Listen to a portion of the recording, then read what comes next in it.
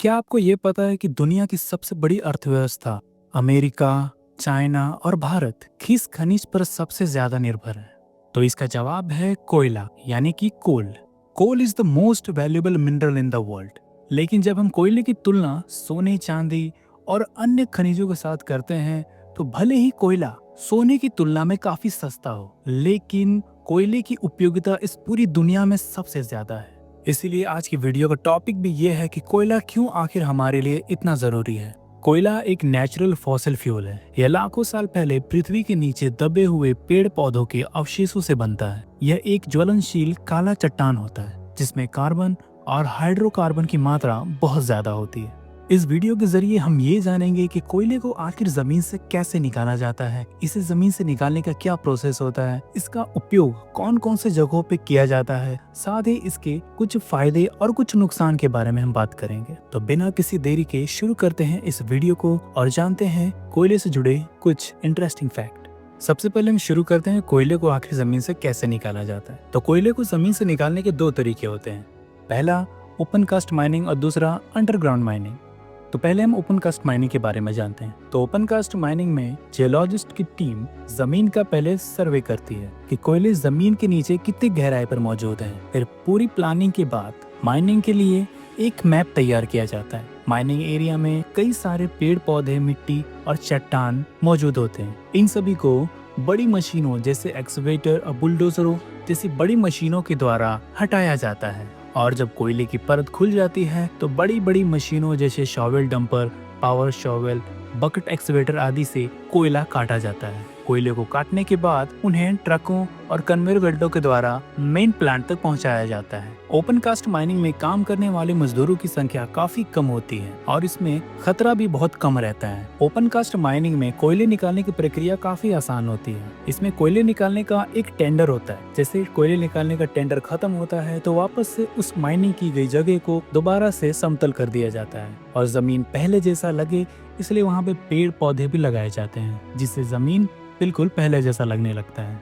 तो अब हम जानेंगे अंडरग्राउंड माइनिंग के बारे में। अंडरग्राउंड माइनिंग में भी कुछ चीजें काफी सेम होती हैं। इसमें भी सबसे पहले वैज्ञानिकों और इंजीनियर्स की टीम यह जांच करती है कि कोयला कहाँ और कितनी गहराई पे मौजूद है। फिर जांच के बाद माइनिंग के लिए एक मैप तैयार किया जाता है। फिर आगे की प्रक्रिया एक सुरंग बनाने से होती है। इसमें दो तरीके की सुरंग बनाई जाती है। पहला सीधी गहराई बनाई जाती है ताकि लिफ्ट के जरिए काम करने वाले मजदूर नीचे जा सके। दूसरा तरीका एक ढलान वाली सुरंग बनाई जाती है जिसे इनक्लाइन भी कहा जाता है। नीचे कोयले तक पहुंचने के बाद पैरेलल और वर्टिकल सुरंगें बनाई जाती है जिन्हें गैलरीज कही जाती है। गैलरीज कोयले तक पहुंचने और निकालने में मदद करती है। जहाँ कोयला निकाला जाता है वहाँ एक कमरा बनाया जाता है और वहां से कोयले को मशीनों के द्वारा निकाला जाता है। फिर कुछ कोयला छोड़कर पिलर्स लगाए जाते हैं ताकि छत को सहारा मिल सके। निकाले गए कोयले को कन्वेयर बेल्ट, लोडर या रेल वैगनों के द्वारा बाहर निकाला जाता है। माइनिंग के दौरान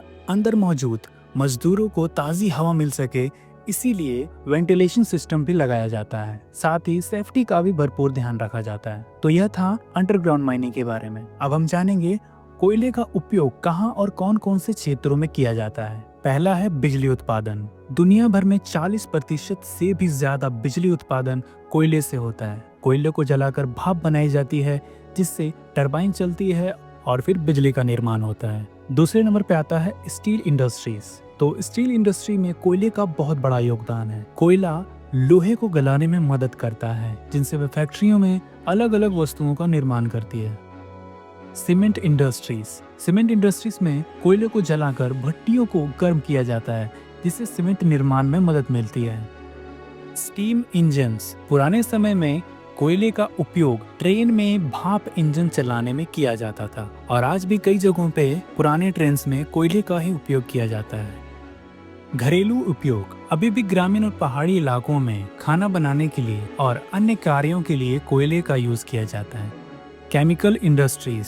केमिकल इंडस्ट्रीज में भी कई तरह के केमिकल्स, कलर्स और फर्टिलाइजर बनाने के लिए कोयले का उपयोग किया जाता है। साथ ही कोयले से गैस और लिक्विड फ्यूल बनाए जाते हैं, खास करके उन देशों में जहां तेल की कमी होती है जैसे दक्षिण अफ्रीका और चाइना।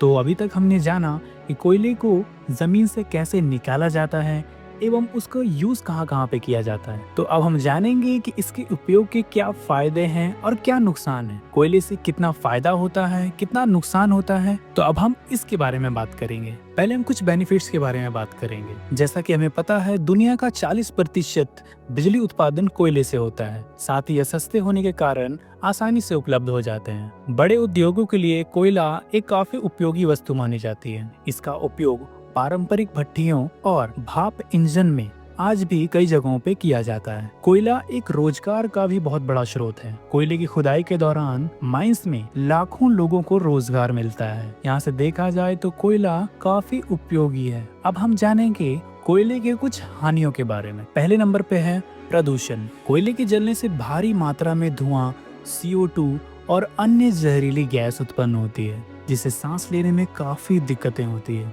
इससे लंग्स कैंसर भी होता है। खुदाई से पर्यावरण की हानि। ओपन माइंस के दौरान जमीन, जंगल और जल को भारी नुकसान पहुंचता है और यह आज के समय में बिल्कुल भी सही नहीं है।